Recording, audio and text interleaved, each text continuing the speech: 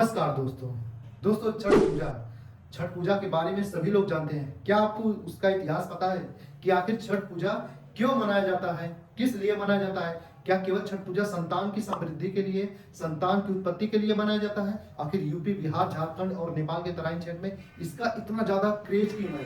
सबको लगता है कि छठ पूजा दोस्तों जो है ये 8-10 सालों या फिर 15 सालों में चला हुआ एक पूजा का यानी हिंदू पर्व का एक बहुत ही बड़ा ट्रेंड है।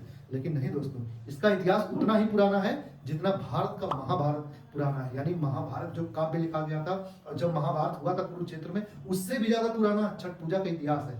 क्या आपको पता है दोस्तों, कुंती और द्रौपदी दो ऐसी महिलाएं थी महाभारत के समय, उन्होंने छठ पूजा का व्रत रखा था। कुंती ने रखा था तो उन्हें कर्ण की प्राप्ति हुई थी, और द्रौपदी ने रखा था तो अपने युद्ध में गए हुए अपने परिवार की समृद्धि के लिए उन्होंने इस व्रत को रखा था। और दोस्तों उसके बाद सदियों बीत गई, जमाना चलते आया और 2025 आ गया, लेकिन कुछ लोग को यही नहीं पता कि आखिर छठ पूजा क्यों मनाया जाता है, क्यों इसमें सूर्य की पूजा होती है और छठी मैया की पूजा होती है, क्यों लोग इतना फल लेके और पानी में जाके घंटों खड़े रहते हैं। तो चलिए आइए इस सबके विस्तार के कुछ पॉइंट रख के आपको बताते हैं कि छठ पूजा का इतिहास जितना पुराना है उससे भी ज्यादा ये हिंदू पर्व महत्वपूर्ण क्यों है। केवल यूपी बिहार में नहीं, अब तो लगता है पूरे देश और दुनिया में मनाया जा रहा है। तो चलिए दोस्तों स्टार्ट करते हैं, और वीडियो स्टार्ट करने से पहले चैनल पे आइए तो चैनल को लाइक शेयर एंड सब्सक्राइब जरूर करें। दूसरा पॉइंट सबके मन में यही होता है कि हम छठी मैया की पूजा क्यों करते हैं। देखिए छठी मैया जिन्हें उषा देवी यानी प्रकृति की देवी बोला जाता है, प्रकृति की देवी दोस्तों, प्रकृति वही होती है जहाँ पे वायुमंडल होता है,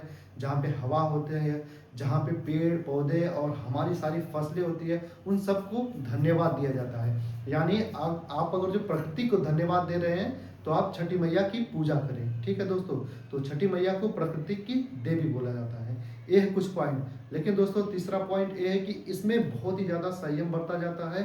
देखिए जो सूर्य उदय होता है तब और सूर्यास्त के पहले इसमें अर्घ दिया जाता है, और अर्घ देने के बाद दोस्तों लगभग 4 दिन तक कठोर उपवास किया जाता है, तब जाके प्रकृति की देवी या सूर्य की कृपा उस पर बरसती है जो ऐसा नियमों का पालन करता है। इसकी पौराणिक कथाओं तो आप तो जान लीजिए। इसकी प्राकृतिक मान्यताएं ये है कि अगर जो हम जिस समाज में, जिस पृथ्वी पे या फिर जहाँ पे रहते हैं, जिसका हम खाते हैं यानी धरती से हम अन्न लेते हैं, नदियों से हम जल पीते हैं, तालाबों से अपने खेत की सिंचाई करते हैं, और प्रकृति से हम लोग हवा लेते हैं, पेड़ पौधे से हम लोग भोजन प्राप्त करते हैं, तो सभी को क्या करते हैं हम लोग धन्यवाद देते हैं। तो दोस्तों ये केवल जो छठ पूजा है केवल संतान प्राप्ति के लिए नहीं है, हम लोग प्रकृति को धन्यवाद देते हैं क्योंकि हमारे जीवन का निर्वाह पूरी तरह प्रकृति के ऊपर निर्भर रहता है और सूर्य के ऊपर निर्भर रहता है। तो साल में एक ही ऐसा पर्व आता है जिसमें प्रकृति और सूर्य की उपासना यानी सूर्य और प्रकृति को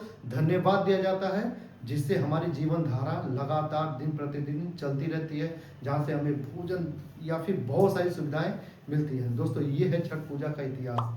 ठीक है दोस्तों, तो छठ पूजा इसलिए लोग मनाते हैं ना कि केवल संतान प्राप्ति के लिए, बल्कि पूरे परिवार की समृद्धि, सुख और शांति और स्वास्थ्य के लिए और पूरे जन कल्याण के लिए छठ पूजा मनाया जाता है। तो ये है इतिहास।